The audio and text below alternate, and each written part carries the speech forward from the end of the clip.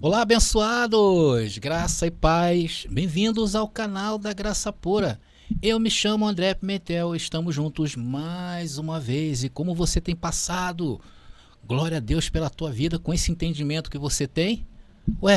Tem que reinar em vida, né? Nós vamos hoje refletir sobre um tema que sempre desperta curiosidade e debate, que são as astutas ciladas do diabo. Ao escrever aos Efésios, o apóstolo Paulo nos alerta para nos revestirmos de toda a armadura de Deus. Mas, afinal, o que Paulo realmente quis dizer? Será que ele estava introduzindo uma nova doutrina de seres espirituais do mal personificado no diabo, como hoje prega o sistema religioso? Ou sua mensagem tinha um significado literal, profundo e imediato para aqueles dias?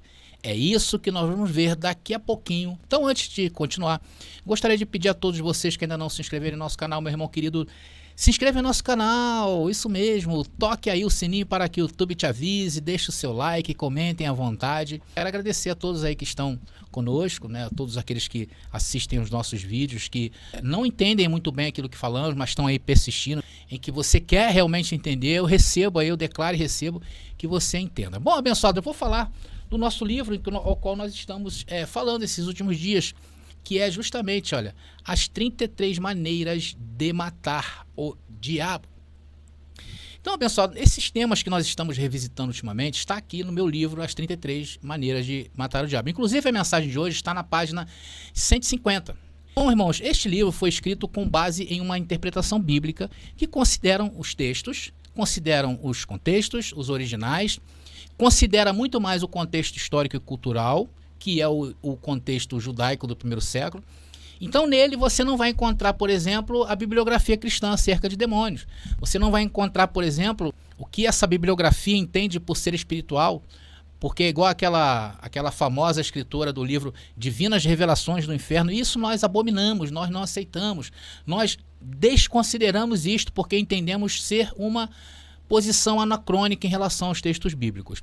Então eu também me distancio, atenção, isso é bom que vocês ouçam, eu também me distancio de qualquer misticismo que esse tema naturalmente traz. Por exemplo, experiências pessoais ou relatos de acontecimentos. Não estou falando que seja mentira, mas isso aí é uma subjetividade das doutrinas ensinadas pelo sistema religioso. Em outras palavras, este é um livro totalmente fiel à Bíblia, fiel ao texto, sem viés institucional ou influências místicas, experiências pessoais. Então, quem quer adquirir esse livro, se interessou a você, vai com certeza ter uma experiência única, uma leitura fundamentada na escritura e no contexto histórico e cultural da sua época. Usando esse método, eu percebo que o diabo nunca foi um ser espiritual, que luta para afastar as pessoas da igreja ou conduzi-las a um suposto inferno. Inferno também, para nós, é um conceito criado pela instituição religiosa. E é isso que você vai encontrar nas páginas do livro As 33 Maneiras de Matar o Diabo. Então aproveita aí também as nossas promoções, se os abençoados não sabem, adquirindo esse, você pode levar esse com 20% de desconto. Então, me procurem hoje mesmo, tá legal? Então, abençoado, vamos à cereja do bolo, é por isso que eu falo, vem pra graça, que eu te explico. Agora é a hora da palavra. Meus amados irmãos, estamos diante de mais um diabo na Bíblia e vamos tratá-lo ele pela Bíblia e não pelo viés religioso. E a primeira informação que eu tenho a passar para vocês é que precisamos lembrar que Paulo ele era um erudito na cultura hebraica. Como ex-fariseu, ele conhecia profundamente os textos e a tradição judaica. No entanto, é evidente que suas palavras não podem ser interpretadas pelo viés institucional ou místico, onde muitas vezes é adotado essa interpretação de Paulo. Em vez disso, devemos compreender o texto à luz do contexto histórico e cultural da época. E isso, irmãos, é uma espécie de quê? De um olho por olho, intelectualmente falando, ou seja, analisar Paulo dentro das Escrituras. Então vamos agora mostrar a vocês o texto onde o apóstolo Paulo, instruindo os irmãos de Éfeso, usa o conceito diabo para informar algumas verdades daqueles dias. Está lá em Efésios capítulo 6, versículo 11, é um texto bastante conhecido por nós, onde diz: revesti-vos de toda a armadura de Deus, para que possais estar firmes contra as astutas ciladas do diabo. Irmãos, o texto ele é muito claro. Ele fala de um diabo.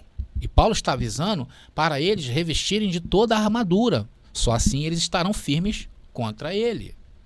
Então, uma leitura superficial desse texto, ele vai me inclinar a pensar que realmente, de fato, existe um ser espiritual, um ser personificado chamado diabo, e que eu preciso estar firmes contra a sua cilada, as suas ciladas. E para isso terei que ter a armadura de Deus. Então eu penso comigo, onde eu conseguirei essa armadura? Bom, se eu for pelo lado do cristianismo católico, eu precisarei assistir missas para descobrir que a armadura é essa, não é verdade? Se eu for pelo outro lado, pelo lado do cristianismo protestante, terei que, da mesma maneira, aprender dos pastores que a armadura é essa. Agora, se eu falar que o diabo do texto não é um ser espiritual, não é um ser personificado, logo você vai entender que aonde você tem que procurar é na palavra, é no próprio contexto, porque é o contexto que vai dizer que diabolos é esse e que armadura é essa. Então Paulo fala deste tipo de armadura, ele deixa claro isso no próprio texto, como estamos vendo aí agora. Mas nós vamos usar esse texto daqui a pouquinho, tá legal? Então nós temos aprendido nesses últimos temas coisas muito importantes referentes ao diabo. E descobrimos que essa palavra que vem do grego, ela quer dizer diabolos. E ela, por natureza, é um adjetivo. E ela significa um acusador, um inquiridor, que em sua essência é uma oposição. Isto é um adjetivo. Ao compreender isso, percebemos que algumas interpretações tradicionais podem carecer de um exame mais cuidadoso, especialmente quando consideramos os possíveis riscos de alterar o sentido original ao traduzir ou interpretar textos antigos como a Bíblia. Nós devemos ter muita atenção quanto a isso.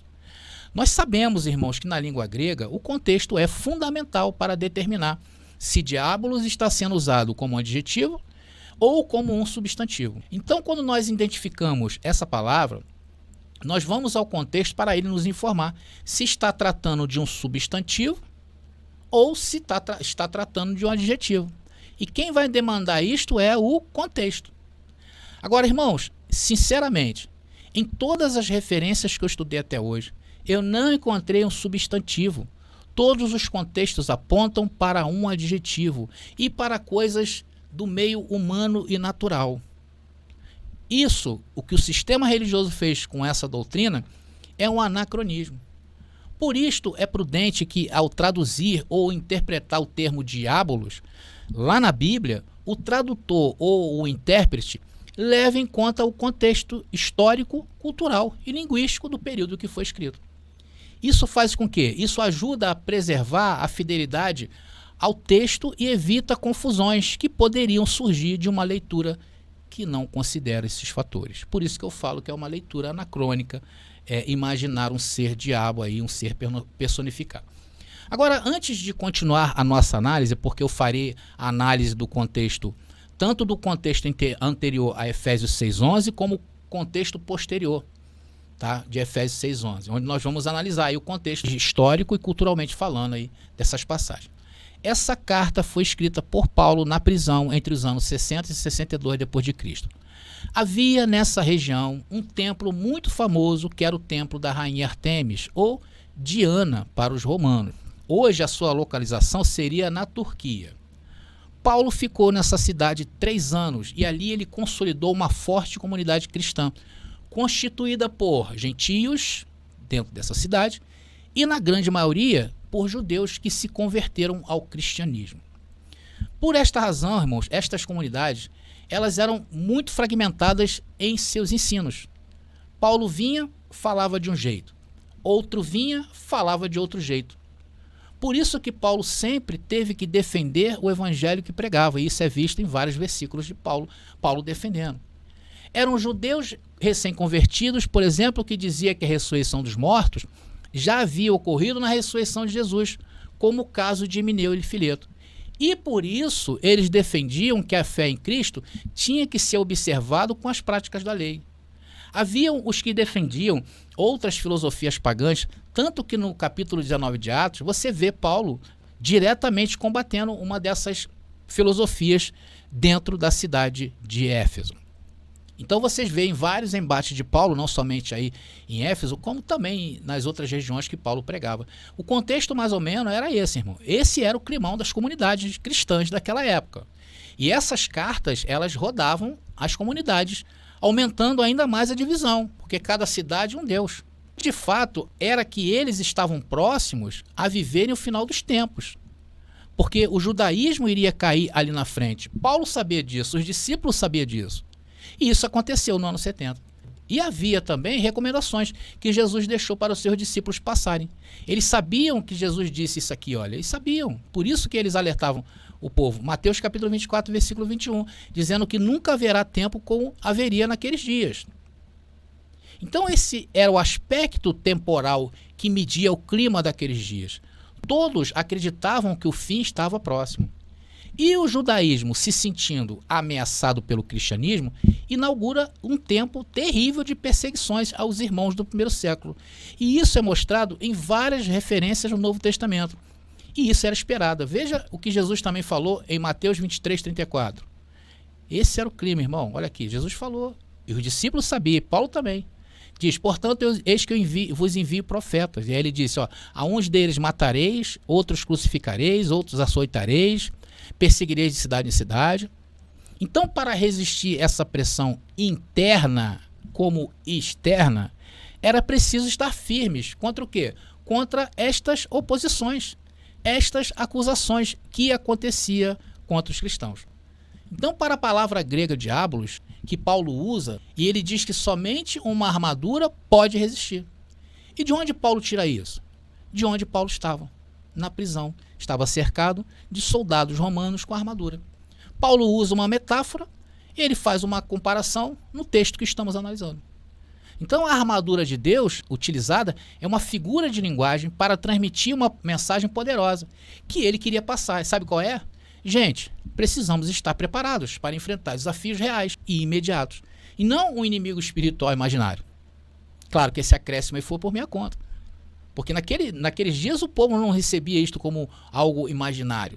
Paulo trata dessa oposição sobre dois aspectos, interno e externo, porém, em nenhum com conotação de um ser espiritual personificado na figura do diabo. Este foi criado séculos após esses escritos aí, pelo cristianismo tradicional. Só vocês procurarem, tá, abençoado? A história das doutrinas da igreja foram feitas depois, justamente de se fechar. Foram pensamentos filosóficos da época, enfim. Agora, irmão, vamos dividir o contexto de Efésios capítulo 6, versículo 11, como eu falei, tá, em dois. Antes do versículo 11 e depois do versículo 11. O contexto anterior a Efésios 6, 12, dos versos 1 ao 9, se você ler, você vai ver que Paulo dedica essa parte do texto para tratar de inimigos internos, tá? Inimigos internos, diretamente ligados ao quê? A obras da carne. Leia lá e veja. Depois vocês vão lá e confirmem isso que eu estou falando, tá legal? Fala de comportamentos e atitudes. Paulo, no verso 10, ele sai do interno e mostra o externo, ou seja, o mesmo conceito de oposição que é feito a um, é feito a outro também. Então, ao invés de interno o problema, agora ele mostra o externo. E, irmãos, isso não deve ser uma coisa difícil para vocês entenderem. Se você prestou atenção na parte do contexto daqueles dias, você vai ver que é bem tranquilo entender isso. Então, no verso 10, Paulo diz isso aqui, olha, Efésios capítulo 6, versículo 10. No demais, irmãos meus, fortalecei-vos no Senhor e na força do seu poder. É o mesmo que se Paulo estivesse dizendo o seguinte, olha, precisamos continuar firmes nesse pensamento.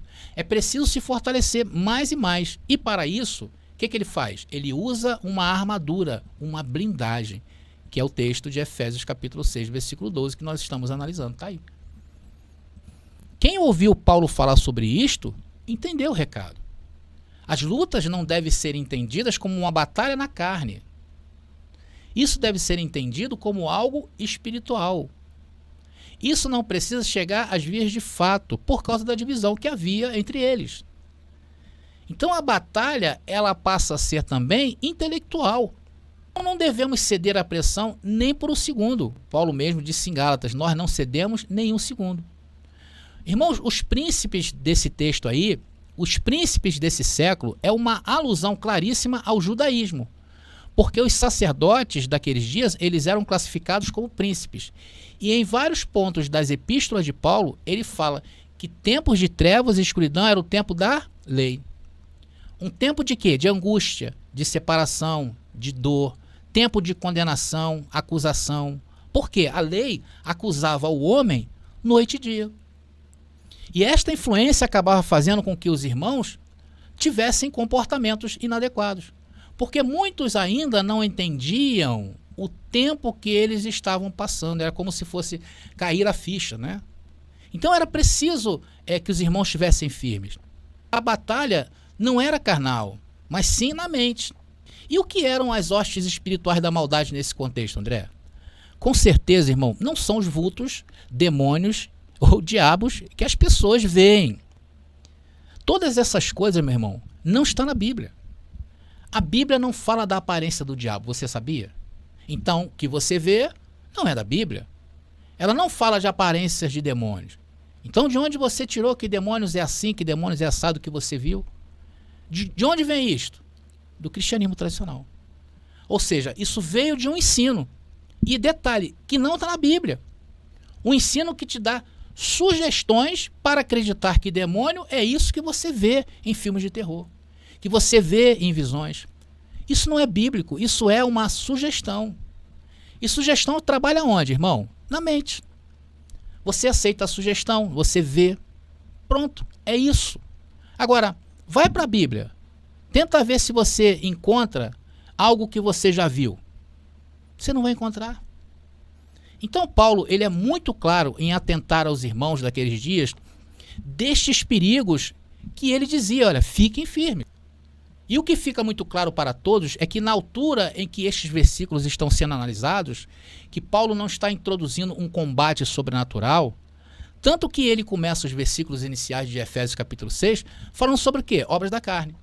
Depois, nessa parte, ele estava dizendo que os dias eram dias difíceis e que havia algo que aconteceria que mudaria tudo para sempre. E para nós, isso é muito claro, é a parúzia de Cristo, o fim da era da lei, o fim daqueles dias. Eles estavam próximos dos últimos dias. Vamos analisar agora o versículo 13. Diz, portanto, tomai a armadura de Deus para que possais resistir no dia mau e, havendo feito tudo, ficar firmes. Então Paulo está dizendo o quê? De um dia mau.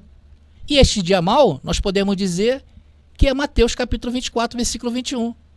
Estes eram os dias maus daqueles dias. Está aqui. Porque haverá então grande aflição. Dias de grande aflição. Como nunca houve.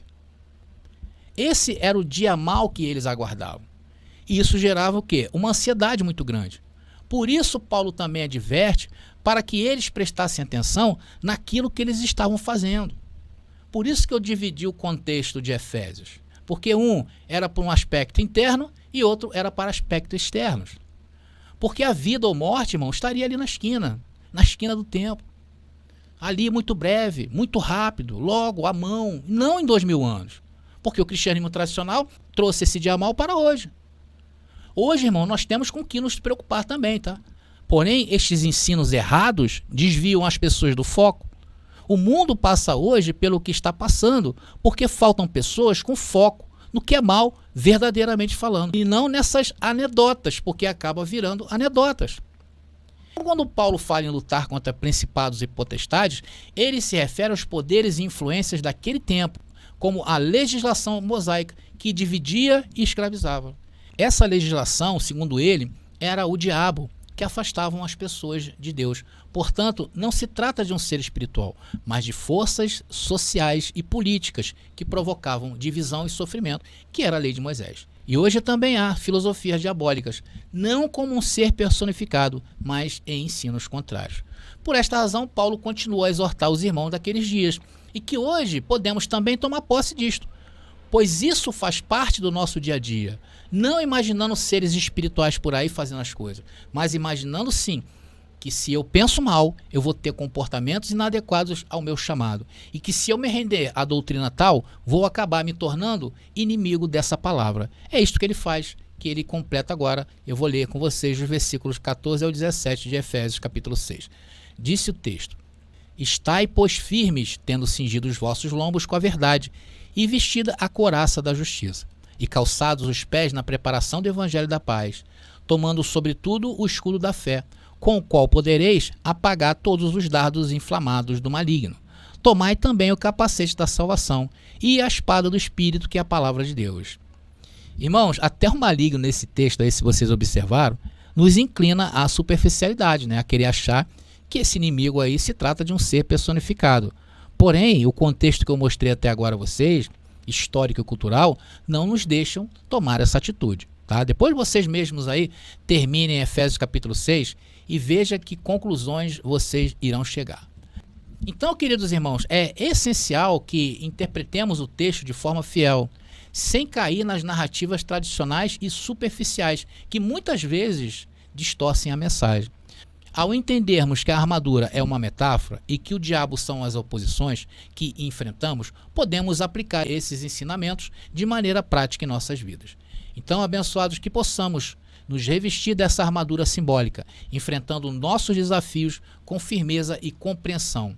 Essa é a verdadeira essência do ensino de Paulo. E lembrando a vocês que todo este conteúdo você encontra no meu livro As 33 Maneiras de Matar o Diabo. Se você se interessou, eu vou deixar no primeiro comentário fixado deste vídeo aqui um link para que você saiba mais detalhes de como adquirir. Bom, abençoados queridos, mais uma vez obrigado a todos vocês e aqui eu fico. Graça e paz e até a nossa próxima mensagem. Descubra 33 Maneiras de Matar o Diabo, uma obra corajosa de André Pimentel, que explora as 33 passagens bíblicas que mencionam o temido diabo. Desvende os mistérios, enfrente dogmas e desafie crenças arraigadas. Cada página é uma revelação, cada passagem um convite à compreensão profunda. Não tema o desconhecido, abrace-o. Adquira o livro agora no WhatsApp 21 979 87 46 68 e embarque nessa jornada reveladora. Descubra a verdade com o lançamento do livro revolucionário Apocalipse, a verdade revelada, de André Pimentel. A primeira obra de interpretação preterista completa na língua portuguesa e que desafia séculos de interpretações, revelando que os mistérios profetizados já se cumpriram no ano de 70 depois de Cristo. Não é apenas um livro, é uma jornada transformadora que redefinirá sua visão sobre a história e a fé. Disponível agora. Para adquirir, contate-nos via WhatsApp no 21 979 87 46 68. Não espere mais. Embarque nessa descoberta e permita que a verdade altere sua vida. Somos o povo, jamais existe em toda a terra. Vamos a